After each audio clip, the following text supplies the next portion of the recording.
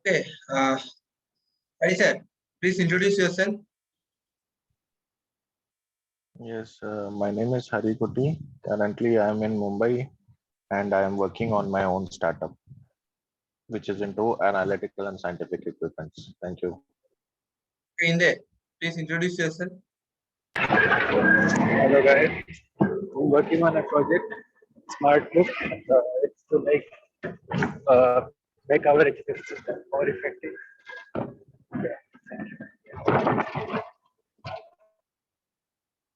Okay, Hari sir, so you saw the video. So, which kind of economy do you think India falls under? So, I didn't see the video completely. Okay, I will Joined. explain you in brief. There are four types of economy: traditional economy, command economy, market economy, and mixed economy. Now, traditional economy, as you know, it's basically in rural areas. It's traditional economy. The people in traditional economy does not make any money; they just survive. They are mostly poor people, especially in rural countries or in rural areas. And in command economy, the government makes all the decision, especially in like in China, in North Korea, or in Russia, where people does not have so much liberty. So that is command economy. Now, market economy is, you know, supply and demand. So market economy is more suitable economy for businesses and startups. Uh, and the mixed economy is just a mix up of command economy and market economy, where there is private and public ownership, but still government is involved, like paying taxes, etc. So that's it. Very simple. So, Hari sir, which economy do you think India falls under? Yeah, we are definitely a mixed economy. Mixed. Why not market economy? Which, why not? Sorry, Market economy. market economy. So, market economy is something which is capitalism, right? Yeah. So we are not a completely capitalist country, or our economy is not into capitalism, but rather we adopted a mixed economy. So I'll like to share some more details of why India is a mixed economy. So post the Second World War, uh, the alliances started forming, like United States and USSR. They started forming alliances throughout the world, and at that time, US still is a capitalist country, so they were of the same market economy, right? So they said those countries who agree with us and who want to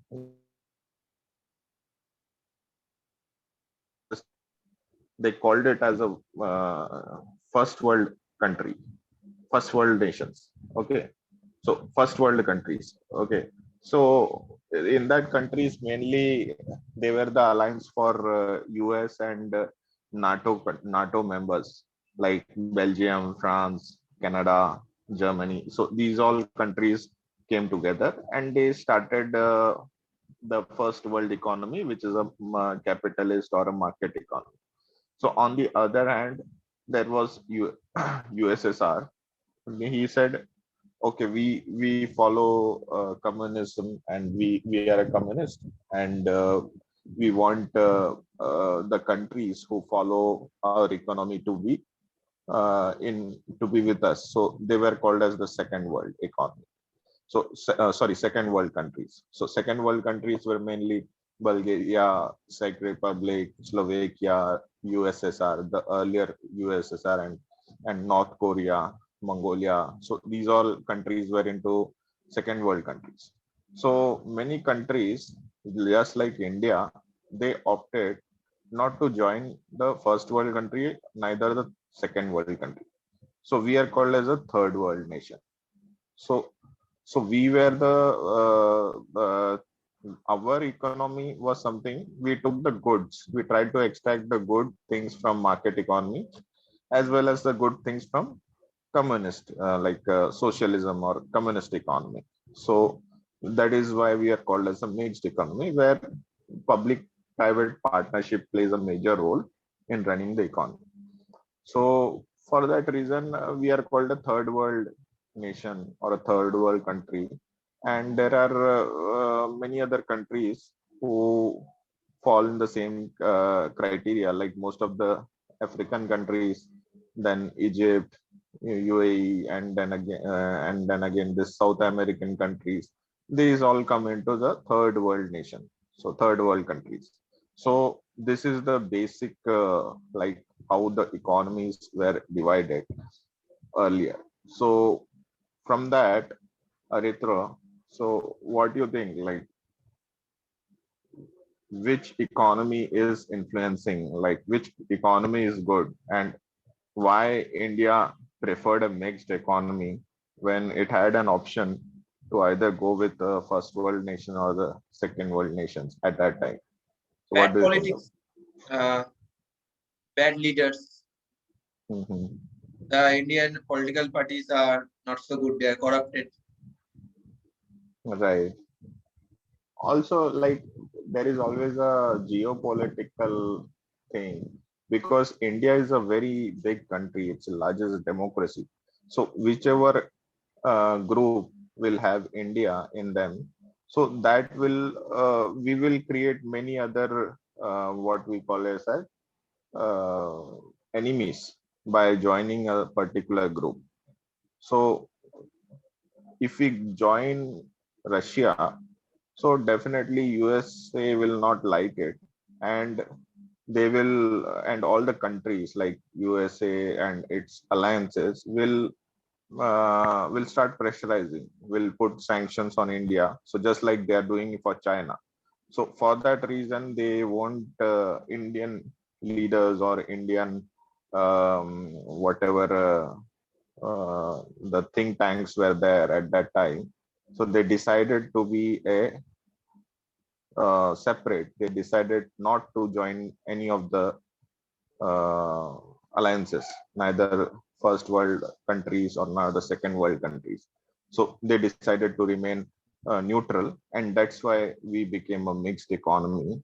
And even when we uh, like see the most of the parliament, whatever our constitution is written, even that is copied from most of the first world countries and the second world countries. So they took some parts from different constitutions and they made a constitution for India.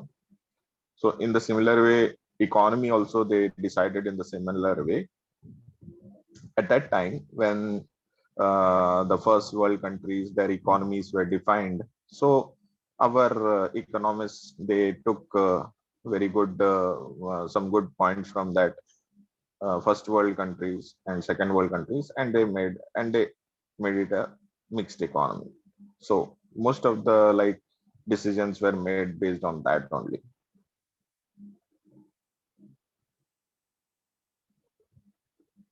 Yes. So I'm saying most of the decisions that they made to operate, like India could be a capitalist economy also, but they were not sure whether capitalism will work in India, because for a country like India, there are many people like poor, middle class, and rich are very few. So we were not having that we what we say that uh, there was no proper reason to be a capitalist or a communist entirely. So I think that's the reason we went for a mixed. So mixed economy has its own pros and cons that we can discuss in the later part of this discussion. So, I think yeah. Okay. yes, Naman can add few more points if some have been left out, and few other speakers are also there. I think Inder is there, so Inder will also add something.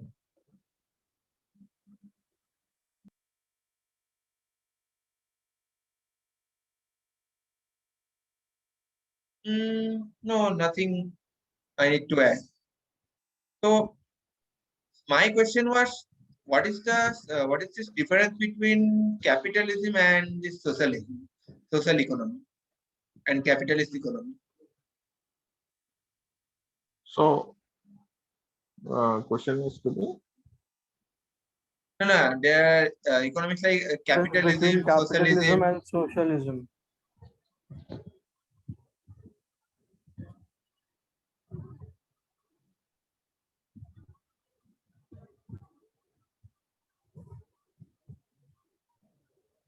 Naman, can you explain? Yeah, very easy point. So capitalist countries are the countries which are run by the businesses, by the private sector, and socialism is are the countries where the community is plays a major role in forming the uh, uh, priorities. Just wait a minute. So, do you think that people or people who start a business in socialist economy can't get rich, or do people who live in capitalist economy only can get rich? Depends. It depends. Capitalist, obviously, if you have a good business and it's running well, so obviously you are earning money, right? Nothing is public there. Means public sector has the minimum effort to serve the people, right? They have very minimum effort. Mostly the private sector fills that gap, which is not you cannot see in India, right? For example, most of the banks in US are privatized. None are owned by the US government. But whereas in India, most of the banks are owned by the government. Now they are privatizing the banks, but I think it's not a good move to privatize all the banks. So in the US, you can clearly see that it follows a capitalism structure. So, why is it not a good thing to privatize the bank in India?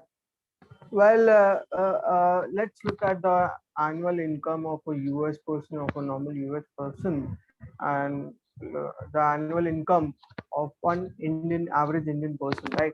So let's analyze the things, these two things. So first of all, in the US, average income falls around 60 to 70,000 US dollars, and in India, I'm saying per annum wise. So, but in India, the average income is around 2,000 to $3,000 per annum. Average income, middle class one. So you can see there is a huge, gap, a wide gap between what persons earns in the US and what persons earns in India. Even though if you can compare the same job, same profile, same work. For example, let's take up a software developer. A software developer in the US earns more than the software developer present in India. That's why most of the companies, when they want to cut costs, they outsource their some projects or some divisions of the company. So it's a regular and a common practice here, outsourcing also. So let's coming back to the point here. So in India, if privatization happens, then obviously there'll be an improvement in the service and etc. Like you can compare SBI versus HDFC. The service is way better in HDFC than SBI. But the thing is, middle class can survive, but what about the poor people who are there, right? Who are earning way less than the average wage here in India, or equal to the average wage, because average wage in India is pretty low. So obviously those people will suffer. They will not get loans because there are many government schemes which are supported by the public banks to provide them loans, no collateral loans. There are so many schemes provided. But when the capitalist culture sets in, obviously there will be so much trouble, especially also in the middle class, because the middle class falls between the poor and the rich. So obviously, we will face the pressure of both sides. The rates will be very low. It will go low for the investments like FD. If you do FD, the interest rate will go low. Now it's at 8%. I think it will fall below 4%, and the loans rates will go high if you privatize, because you can also see, go to an SBI, they will offer less interest on a loan, but if you go to HDFC, they will offer a little bit more interest on a loan, right? So obviously that also depends on privatization, because when you make your banks private, they will need more and more. They want more and more money, because it is not serving the public initially. It is serving the stakeholders. They are more focused on who the stakeholders are in the business. So this happens in the capitalist culture. So one benefit of the capitalist culture is either you will be rich or you will be poor. There will be no middle class left. But in capitalist, most of them are rich, I guess. Yeah, so obviously there is no middle class, right? So it's either or or nothing.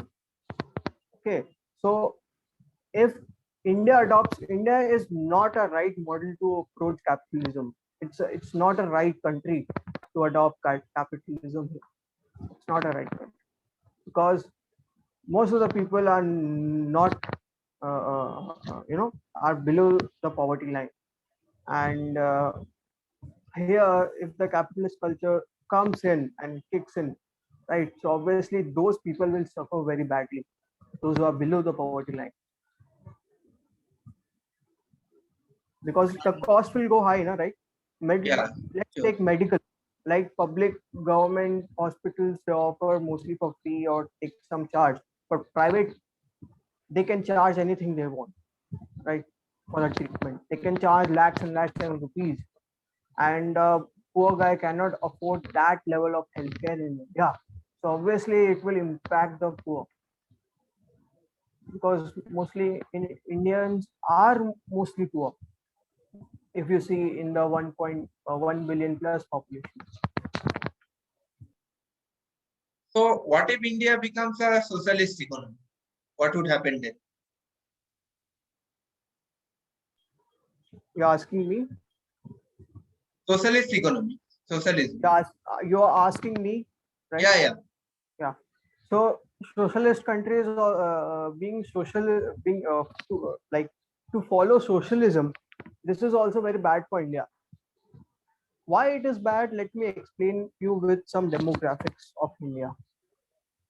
We have India is a very diverse country, because it's a huge democracy. I agree to that, but its diversity, is very amazing. But because of this intense diversity we have, there are a lot of conflicts we have. Because if you compare about religion, caste, your gender, there are so many different views present in India. And for a socialist country, your views, the people's views have to be similar, not not different. Or it can be different, but there can be similarity in some ways, right? So the similarity is not present in India. The most of the European countries are, socialist. Most of the European countries. Some are not. Some are following capitalism. Some are monarchs, and most of them are like small countries like Finland and all. They follow socialism. So what the people want, that will be the final decision, right? So because of this diversity and because of this conflicting thoughts, each and every person have, right? Because our opinions differ, and second of all, the largest because of the large population we have. Okay, so in the government thing, let's suppose a government takes out a scheme. Most of the people are opposing it, some of the people are agreeing to that, some of the people are happy, they don't go either of the sides. So we have different views. But in a socialist country, most of them go towards supporting that scheme, or most of them go backwards supporting that scheme. So it happens in the socialist country.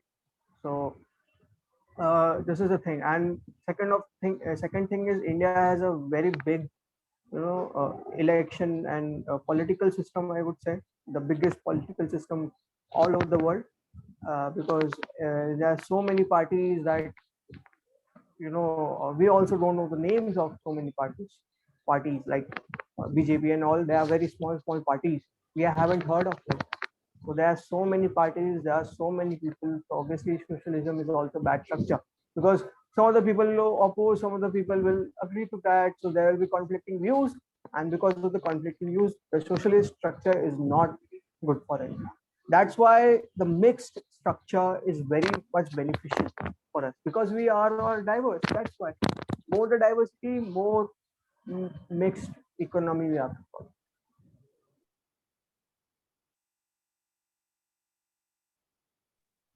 So what about startups? Startup. In which economy do you think startups can grow the most? In capitalist or socialist or in mix?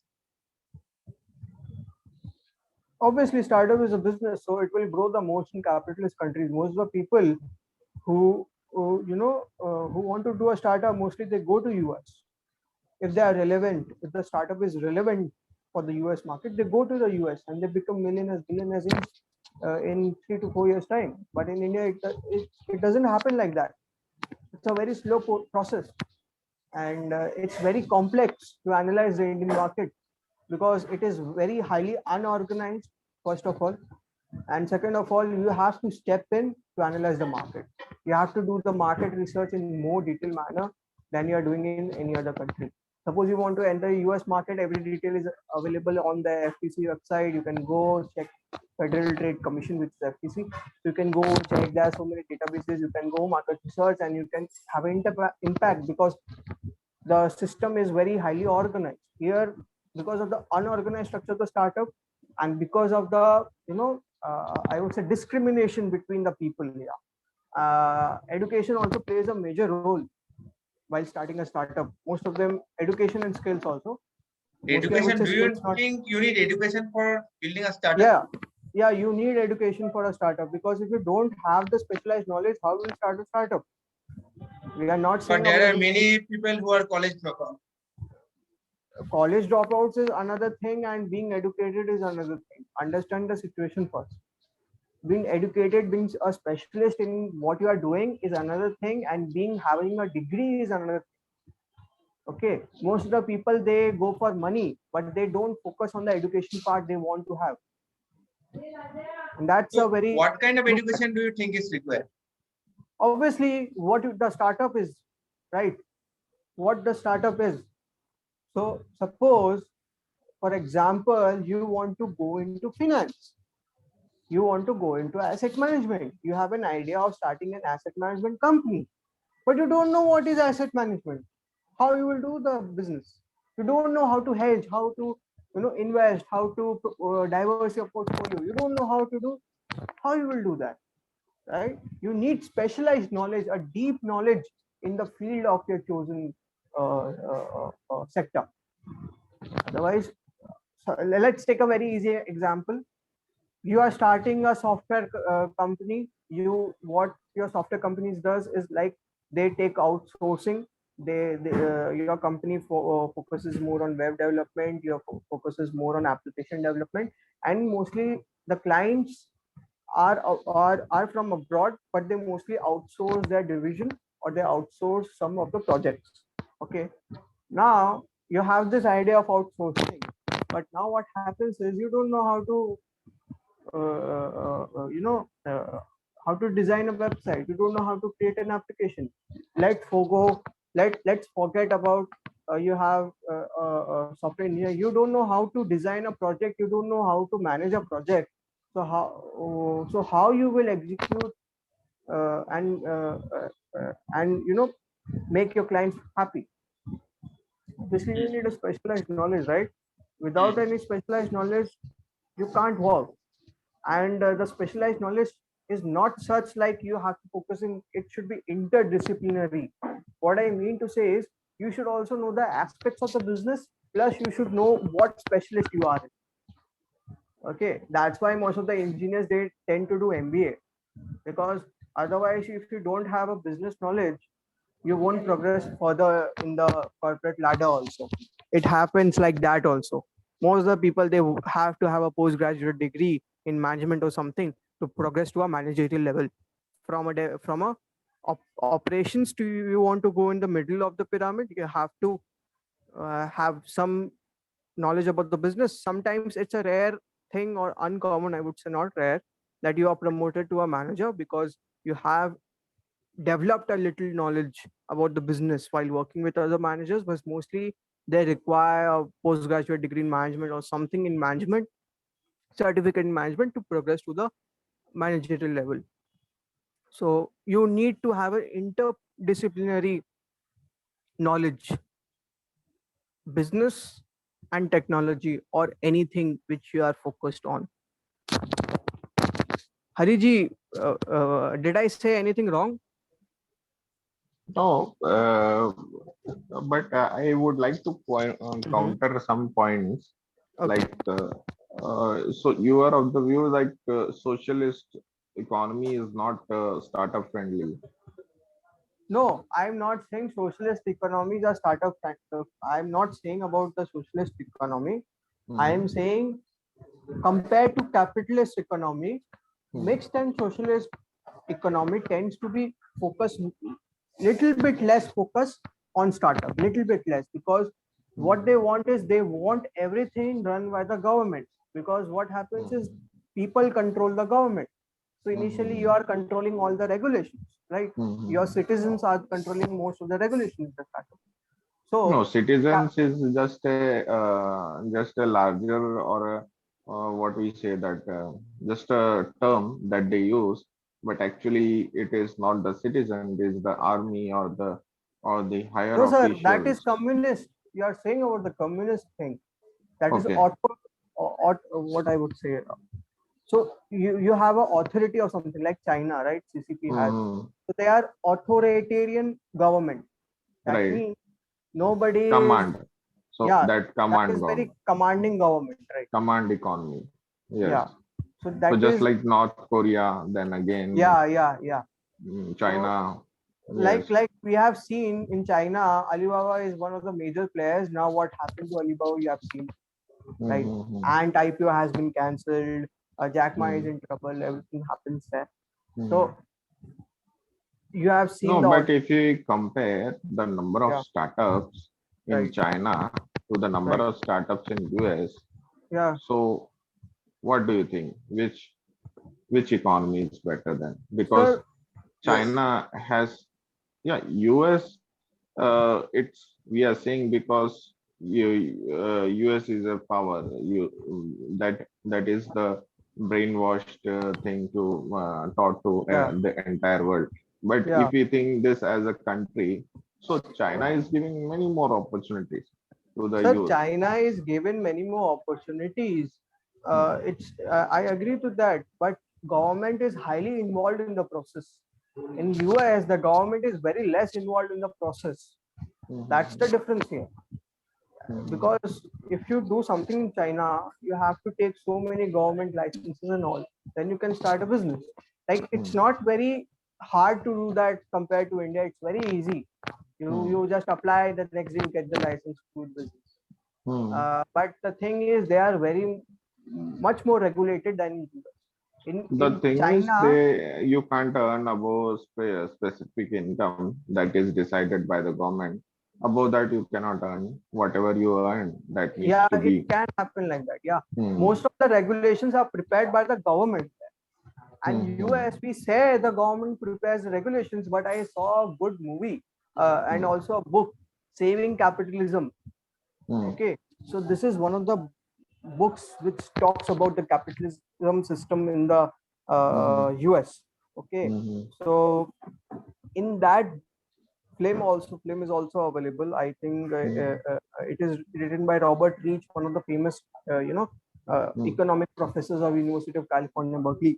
So that book, it showed like what who controls the full US, the Hmm. back, the behind of the US. Hmm. So let me give you a small example here. What happens when John F. Kennedy?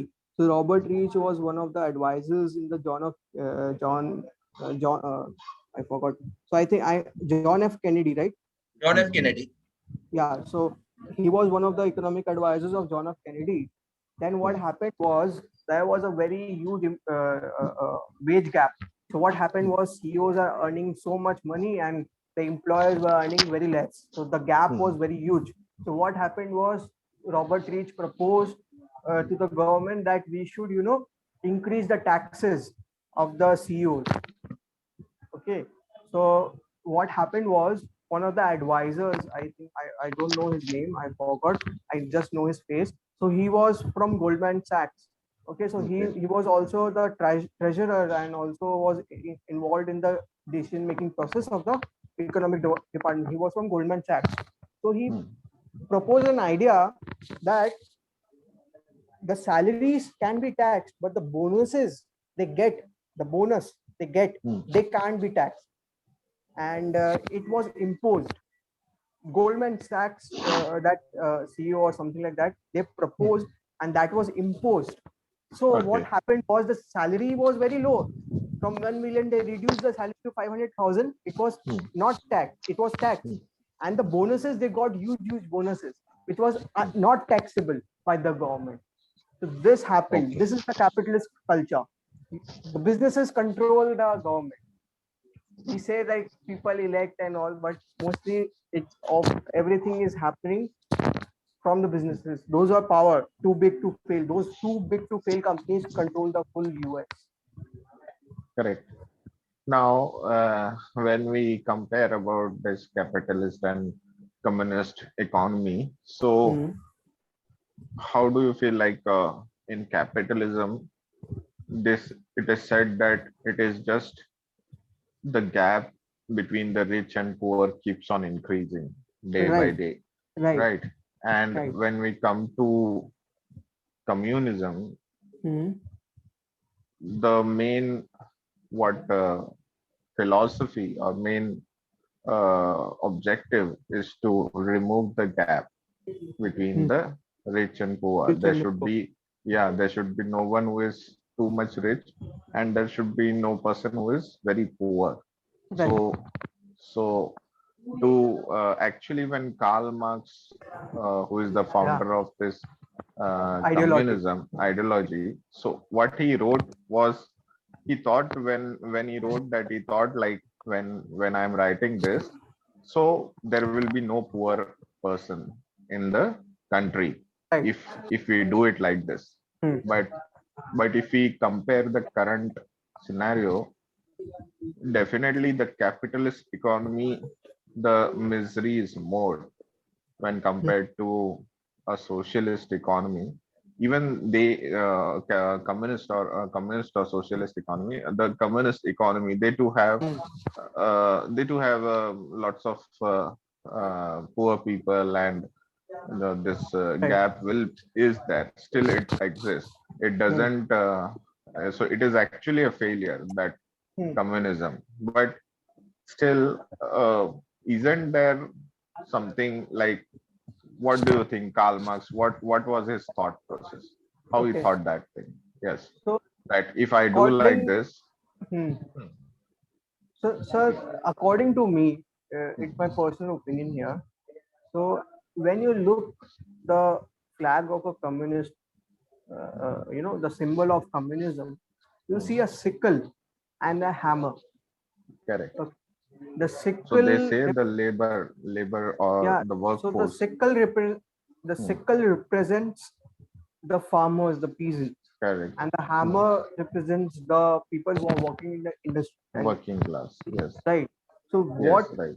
was the major focus of communists through this Hmm. is like Hmm. they want people to become equal, Hmm. right? But Right. actually it is not possible to make them equal. There Hmm. will be gap. There is no provision that the gap will not occur. In Hmm. China also there are billionaires and there are poor people. Hmm. Okay, and the Right. poor people in US also is there poor people. But Hmm. if you see the world economy Hmm. and compare, then you can justify that they are not poor, they are rich. But that is not the good metric to predict that this country is free of poverty, right? So Hmm. initially the gap is not closed. If you say about a particular country, if you don't compare with it, So what right? made Karl Marx to start this ideology, to start this So communist well, I am ideology? not Karl Marx, but And I also know you are Naman, but Yeah, still, I am not Karl Marx, but sir, I haven't read. I think I have read half of the Karl Marx Communist book. So I think I have read half of this. But the thing is, they want to become equal under the government. It is not the government holds superior power. They want to become the superior power, and those people will come behind. They want to be equal. Like people want to be equal, na? Right? The ideology yes. is like people want to be equal, but the government yields the greatest power. Mm. If the government decide, it will happen. No, now It, if we yeah. say let's keep aside communist and capitalist, we are discussed a lot about it. Now let's come to our own economy, that is a mixed economy, Indian economy. Hmm. So what we see over here is the private sector and the public sector, Hmm. they're always opposite. They're always in fight. So when if you see a private bank or Hmm. a private entrepreneur, he will Hmm. always blame that the government employees are taking free salaries. Okay, they don't do any work. They don't Right. do any work. They Right. get salary for free, and they are our competitors, and they are like enemies for us. Hmm. So this is that ideology. And when we go to a government organization, Hmm. it is on the contrary. The employees think they private employees earn a lot. Their lifestyle is very good. We are not having that lavish lifestyle. We are just a government employee, and for that, this because of this gap, most of the companies, like, we have to bail out the government companies, public sector undertaking. Like, we one by one, the government is just privatizing all the public sector or government companies. So railway is also one of it example. So Hmm. they are started privatizing railway also now. Yeah. So yes. So because we are a mixed economy, so do you think mixed is successful? That because still in mixed, what private entrepreneurs and private entity, they think like the public or the government employees or the government organizations are their competitors. Hmm. They are lawmakers, which we don't want to follow. So in no way is mixed economy also a success then, if we think in that way. Sir, economy, I would say it's like it's very complex because you are having the ideology of capitalism and socialism mixed into one. Hmm. So how? Let me explain a small part how I understand a mixed economy. So let's imagine a seesaw. Hmm. Okay, Okay. on the left side, it's the free market. Free market, free market is mostly present in capitalism. That means easy to do business, easy to do trade, easy to make money. And the right side is the government supremacy. Okay, or I would say the government control. That is mostly focused on socialism, sometimes communism. Okay, so what happens is the balance is not present in India. This balance of free market and the balance of government control is not there. Either it's bent towards the government intervention and control, or either it's bent towards the free market. Okay, so let's take an example of railways. It wasn't. Let's take previously it wasn't. Okay, so you see that capital, the free market Hmm. one is not present, and mostly the government control is present in a very high manner. Okay, so the government is going down and the free market is going up, right? So there's an imbalance created. And now what happens is if you make a pact that there will be government control also, there will be also privatization. So you can balance out the situation. And because of the diversity and the range of people we have, because I think mixed economy is also more of like, a stable system. But in India, the stable system is very difficult to achieve because of the size of India, right? So sometimes there are free markets. Let's take about, what sector I would say which specializes in free market. Uh,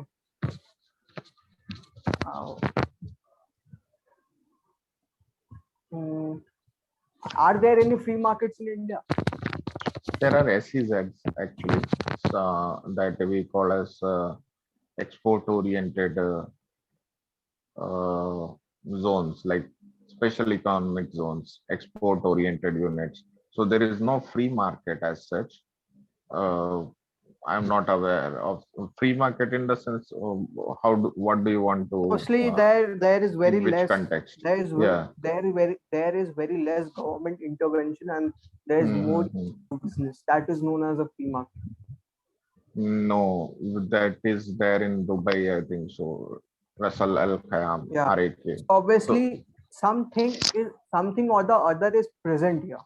Yes, Right. yes, yes. So yes, yes. let's So take a look at we have a similar kind of thing, just Yeah. like a free market. It's not a free market, but it's an export-oriented unit. So which all IT companies that come under. Let's take a you. very easy example. I think I got one. So let's take airlines industry, right? So we have taken railways, which is very much government control, and there is very less space for privatization. Let's take airlines. In the airline sector, mostly there are free market. There are people who are doing the business, but there is very less government intervention, right?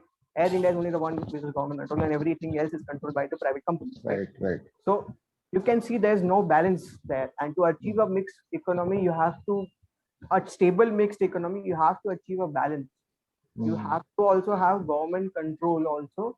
Plus you have Yes, to have for this free market, I just got a record that the gift, Gujarat, this one in what we call it, that Pradhan Mantri corridor, not corridor, that gift is there, na? Gujarat financial something. So Dahanu, not Dahanu, that place is there. It will be developed as a free market in India. So anyone can. What is that? Okay, guys. I think it's about time. 2 minutes. 11 o'clock Smart already. city, right? Smart city. Yes, smart, and it's smart city. And one more, I think. I'm just forgetting it's. Hello, guys. Can you hear me? Yeah, we can hear you. Yeah, it's 11 o'clock. Yeah, Gujarat. Let's It's Gujarat International Finance. Gujarat International Finance Tech City. So that is a business district actually near Ahmedabad. So that will be also like a free, what we call as free market. It will be a free market. So in the conclusion, I would say, because the Modi's actions, if I go through all the Modi's actions, I think he wants to convert into a capitalist country. Those privatization things and are happening here. So I think he's following the footstep of the US, which is a very bad model to, US is a very bad model for India, because we are different from the US people. Our living, standard of living, everything is different. So I would say, if you look at the European countries, or I would say not look at that, we should make a very, we have to come up with a new model, economic model, that will help people to lift out of poverty, at least to have a daily requirement of food. So I think a different type of economic model should be there for India.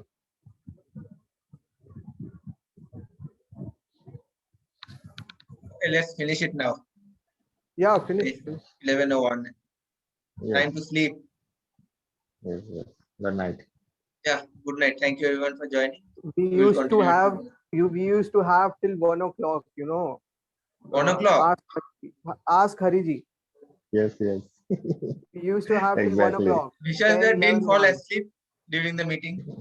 We don't sleep like that. When the discussion is very engaging, we forget what is sleep. We used to have till 1 o'clock, 1:30, 2 o'clock. It happened like that. Or sometimes it used to continue for 3 or 4 days. One GD, one topic. I'm not kidding. Ask Hariji. Hariji is present here. We used to have Yes, so much yes. fun. Yes, yes. We Okay, did that's have good. discussions like that. So anyway, Aritra is getting sleepy now. If Yeah, we No, don't not like that. if we yeah, don't end the discussion, the host will fall asleep. right. Right. Yeah, So No, yeah, I will not. It's a very interesting discussion. I was just listening to you both.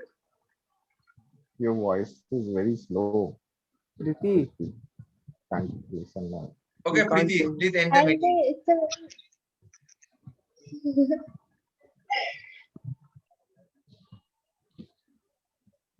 I'm leaving. Bye.